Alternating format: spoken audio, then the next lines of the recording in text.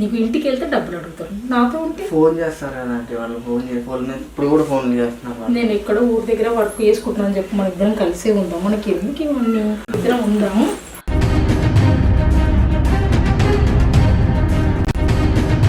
అర్థం చేసుకోవట్లేదు. ఇంట్లో కూడా రానిరంటే నా పరుగు పోయిద్ది అంటే. మరి నా పరుగు ఊరికి తెచ్చావా రా? ఏందిరా పెద్దగా మాట్లాడుతున్నావు? వచ్చి ఏం ఎంజాయ్ చేయలేదా? పడుకోలేదా? సుఖపడ్డప్పుడు లేంది నువ్వు ఉండమన్నట్టు ఉన్నా ఇలా సుఖపెట్టినా. ఈ రోజు నన్ను డబ్బులు నిలదీసాడుకి బాగా ఇబ్బంది పెడుతున్నాయి. ఏం మాట్లాడుతున్నావు? నా దగ్గర ఒక్క రూపాయి కూడా లేదు. ఏం చేసుకుంటావో చేసుకో. ఏం చేస్తావు చెప్పుకోపో, వెళ్ళు. నన్ను ఏ విధంగా ఎందుకు తీసుకొచ్చినావు, దేని గురించి తీసుకొచ్చినావు, ఆ పని చూసుకుందామంటే ఓకే. డబ్బుల గురించి అయితే టాపిక్ తీయద్దు. నా దగ్గర ఒక్క రూపాయి లేదు. చేసుకుంటూ చేసుకో. ఉందామంటే లైట్ ఆపేసి రా, నాతో ఉండు. హాయిగా ఎంజాయ్ ఉందా. లేదంటే డబ్బుల టాపిక్ నా దగ్గర మాట్లాడద్దు. నా దగ్గర ఒక్క రూపాయి కూడా లేదు. నేను లేవు ఇవ్వను.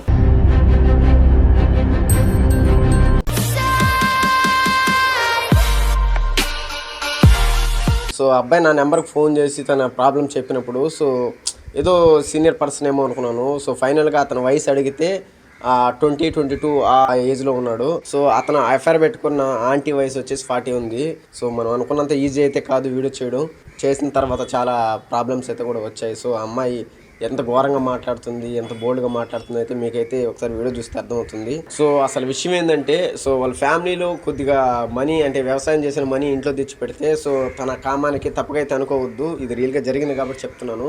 సో అబ్బాయి కామం కోసము అంటే ఆ ఇంట్లో అడిగే వాళ్ళు లేరనే సో ఈ ఉద్దేశంతో ఉన్న అమౌంట్ ఎత్తుకుపోయేసి ఒక ఆంటీకి అయితే చేతులు అయితే పెట్టేశాడు. సో ఇప్పుడే కాదు చాలా వరకు అయితే అమౌంట్ అయితే స్పెండ్ చేశాడు.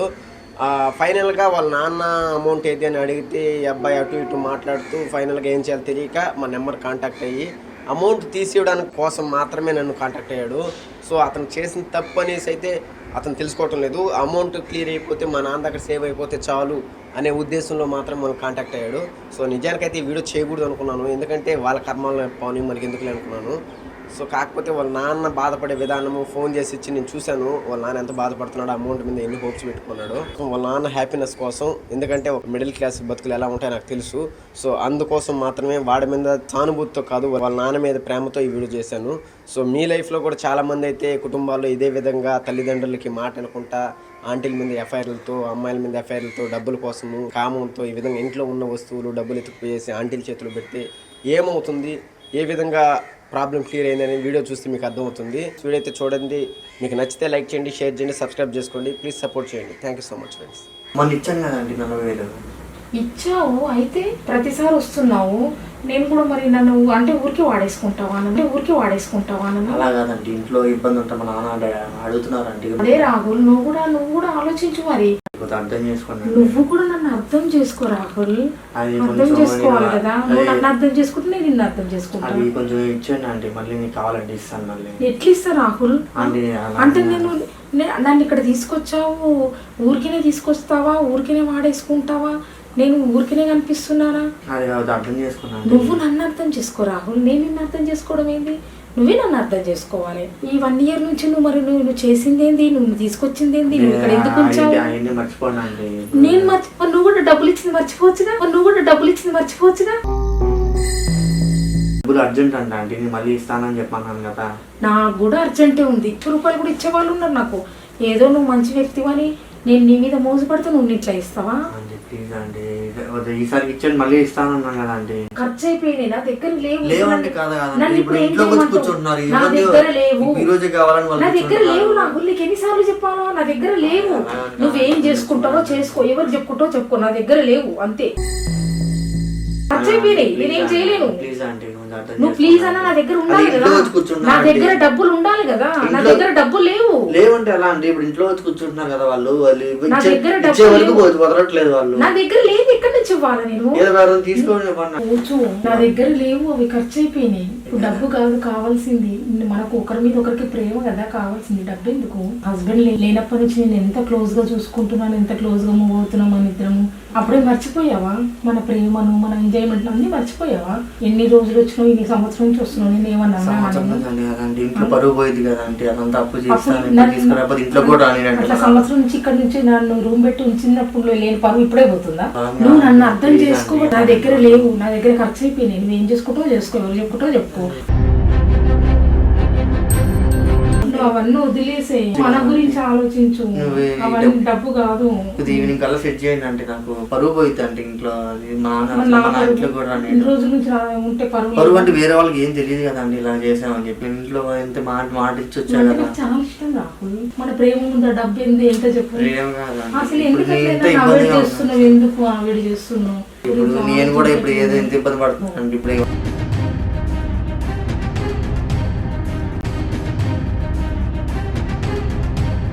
నేను చూస్తే నాకు ఆ డబ్బు గిబ్బు ఏం రాదు. నేను చూస్తే మరి వాళ్ళకి ఇవ్వాలి కదా, నన్ను అర్థం చేసుకోవాలి కదా, నా లవ్ ఉంటే అర్థం చేసుకోవాలి కదా. మరి నేను మళ్ళీ ఇస్తానంటే ఇప్పుడు వరకు ఇచ్చేసేయండి అంటున్నా కదా. వదిలే అవన్నీ మర్చిపో. అర్థం చేసుకోవట్లేదు. ఇంట్లో కూడా రానిరంటే నా పరుగు పోయిద్ది అంటే మరి నా పరువు తెలిస్తే ప్రాబ్లం అయింది. మరి ఇంట్లో నాకు తెలియకుండా తీసుకొచ్చా డబ్బులు. అట్లా కాదు. ఇన్ని రోజుల నుంచి తెలిస్తే ప్రాబ్లం కాలేదా? మరి నా దగ్గరకు వస్తే ప్రాబ్లం అవ్వలేదా? ఆ పిల్లని పరువు ఇప్పుడే వచ్చిందా నీకు? బయటికి గంటేస్తాడంటే ఇక్కడే ఉండు, మన ఇద్దరు కలిసి ఉందాం. మరి నాతో ఎప్పుడు మాట్లాడరండి, నా ఇంట్లో కూడా రాని. అవసరం లేదు, నేను ఉన్నాను కదా. వాళ్ళు గంటేసి నేను ఉన్నాను కదా. నీకు ఇంటికి వెళ్తే డబ్బులు అడుగుతారు, నాతో ఉంటే ఫోన్ చేస్తారు కదా అంటే వాళ్ళు ఫోన్ ఇప్పుడు కూడా ఫోన్ చేస్తున్నారు వాళ్ళు. నేను ఎక్కడో ఊరి దగ్గర వర్క్ చేసుకుంటున్నాను అని చెప్పి మన ఇద్దరం కలిసే ఉందాం. మనకి ఎందుకు ఇవన్నీ? ఇద్దరం ఉందాము.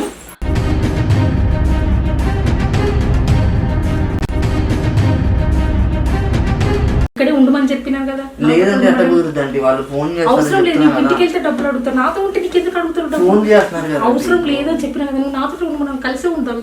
డబ్బులు లేవు నా దగ్గర, ఏం చేసుకోవటో చేసుకోపో, ఎవరి దగ్గర ఎక్కువ చెప్పుకోలేవు. నేను కూడా చెప్తా. నీకు మనీ విషయంలో నేను హెల్ప్ చేస్తాను, ఫైనాన్స్ పరంగా కూడా. ఇప్పుడేంది రివర్స్ గా మాట్లాడుతున్నావు? నేను కూడా చెప్తాపా. ఎవరు చెప్తామో చెప్తాపా. ఎవరు నువ్వు తీసుకొని రాపు. బెదిరిస్తారు ఎందుకంటే బెదిరించడం ఏమున్నది? బ్లాక్ మెయిల్ ఏమున్నది? నువ్వే నన్ను బ్లాక్ మెయిల్ చేస్తున్నావు. బ్లాక్ మెయిల్ కదా, డబ్బులు ఇవ్వాలి కదా మీరు. నువ్వు కూడా మరి 1 year నుంచి నువ్వు అన్ని విధాలు చూసుకుంటావా? బ్లాక్ మెయిల్ చేయడం కరెక్ట్ కాదు. బ్లాక్ మెయిల్ ఏం చెయ్యట్లేదు. మన ఇద్దరం కలిసి ఉందాం. నేను 2 days లో ఇస్తాను. నువ్వు ఎందుకు భయపడుతున్నావు? నేను నిన్ను నమ్మినా, నువ్వు కూడా నన్ను నమ్మాలి కదా. చాలా రోజులు అయిపోయిందండి. నేను నిన్ను నమ్మినప్పుడు 1 year నుంచి నువ్వు కూడా నన్ను 1-2 రోజులు నమ్మలేవా? 2 రోజులు అంటారు, మళ్ళీ నాకు ఇదే గోల్ ఉంటుంది. అదేం లేదు. నేను 2 days లో ఇస్తా, నన్ను నమ్ము. నేను ఒక 2 days లో ఇస్తా, నువ్వు నన్ను నమ్ము, నేను ఇచ్చేస్తా. అదే విషయం మీ ఇంట్లో చెప్పు, మీ పేరెంట్స్ కి. ధైర్యంగా ఉండు. ఇప్పుడైతే లేవు. నేను 2 days నాకు టైం ఇవ్వు, నేను ఇస్తాను. సరే, ఖచ్చితంగా ఇస్తాను. వాళ్ళు ఒక 2 days లేదంటే ఒక 4 days లో ఇస్తాను. మళ్ళీ 4 days అంటారండి. అరే ఇప్పుడు ఎవరి దగ్గరైనా అనగానే రావాలి కదా. నువ్వు ఇచ్చిన అమౌంట్ అంత పెద్ద అమౌంట్ రావాలంటే వాళ్ళు ఖచ్చితంగా నీకు ఇస్తాను, నన్ను నమ్ము. 2 days లేదంటే 4 days ఖచ్చితంగా నీ డబ్బులు నీకు ఇచ్చేస్తాను, నువ్వు నన్ను నమ్ము. సరేనా? ఖచ్చితంగా ఇస్తాను, నేను మాట ఇస్తున్నాను. మాట్లాడితే అది కూడా ఇవ్వను. ఎవరికి చెప్పుకుంటావో చెప్పుకో, ఏం చెప్తావో చెప్పు. నువ్వు గట్టిగా మాట్లాడితే లేదంటే చెప్పుకోపో, ఎవరికి చెప్పుకుంటావు. నేను కూడా అన్ని చెప్తాపో. చెప్పాను కదా, పదే నన్ను వాదించద్దు, మాట్లాడద్దు. వచ్చి రాలేదా, పడుకోలేదా, ఎంజాయ్ చేయలేదా, సుఖపడలేదా? ఇప్పుడేందిరా డబ్బులు అని ఇబ్బంది పెడుతున్నావు? ఊరికి తెచ్చావా రా? ఏందిరా పెద్దగా మాట్లాడుతున్నావు? ఊరికి తెచ్చావా నువ్వేమన్నా? వచ్చి ఏం ఎంజాయ్ చేయలేదా, పడుకోలేదా? సుఖపడ్డప్పుడు లేంది. ఇప్పుడు ఒక 2 days 4 days అవ్వమంటే పెద్దగా మాట్లాడుతున్నావు. ఇప్పుడు నీతిమంతుల్లాగా మాట్లాడుతున్నావా? నీ వైపు తప్పు ఉంది, అర్థమైందా? నువ్వు తీసుకొస్తేనే వచ్చినా, నేను నువ్వు ఉండమన్నట్టు ఉన్నా, ఇలా సుఖపెట్టినా. ఈ రోజు నన్ను డబ్బులు నిలదీసాడుకి బాగా ఇబ్బంది మాట్లాడుతున్నావు. ఇక్కడికి ఎందుకు తీసుకొచ్చావు? రూమ్ రెంట్ పెట్టి ఎందుకు ఉంచావు? ఎన్ని మాటలు చెప్పావురా, ఎన్ని డైలాగులు చెప్పావురా? నేను ఇచ్చిన సుఖం కింద నీ డబ్బులు ఎందుకు పనికిరావు తెలుసా? గుర్తు పెట్టుకో. ఒకసారి ఏం జ్ఞాపకం లేదా నీకు? నా దగ్గర 1 రూపాయి కూడా లేదు. ఏం చేసుకుంటావు చేసుకో, ఏం చేస్తావు చెప్పుకోపో, వెళ్ళు. ఎవరిని తీసుకొస్తావు తీసుకురా, నేను మాట్లాడతా. తీసుకొచ్చింది నువ్వే, మాట్లాడింది నువ్వే, అన్ని విధాలు చెప్పింది నువ్వే. నువ్వు కలిసి ఉందామని తీసుకొచ్చినావు, ఇక్కడ తొలకొచ్చావు. ఇప్పుడేందా మధ్యలో డబ్బులు అంటున్నావు? ఆ పని చూసుకో. నన్ను ఏ విధంగా ఎందుకు తీసుకొచ్చినావు, దేని గురించి తీసుకొచ్చినావు, ఆ పని చూసుకుందామంటే ఓకే. డబ్బుల గురించి అయితే టాపిక్ తీయద్దు. నా దగ్గర 1 రూపాయి లేదు. చేసుకుంటావు చేసుకో, తీసుకొస్తావు తీసుకో, పో తీసుకురా పో. చూసుకుందాం.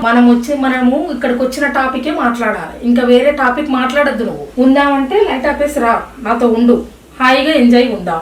లేదంటే డబ్బుల టాపిక్ నా దగ్గర మాట్లాడద్దు. నా దగ్గర ₹1 కూడా లేదు. నేను లేవు ఇవ్వను. మార్కండేయ మంచి మాట చెత్త రాసుకో.